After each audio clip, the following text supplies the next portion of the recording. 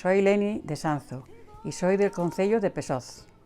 Na cocina da Lareira, que era onde antiguamente se feía todo, cocina tradicional da zona esta de Pesoz e Grandas. Aquí os presento o guindaste, que era onde se colgaba a garmalleira para ter el pote para fer a comida e aí se fía todo. E os cazos para revolver os potes e sacar a comida del pote. Aquí temos el escaño, que é el banco que había antiguamente. Aí temos as lacenas, que tamén se chama conqueiro. Temos a mesa que se baixaba para comer. E máis ou menos aquí se ve todo o que había tradicional na cocina de antes.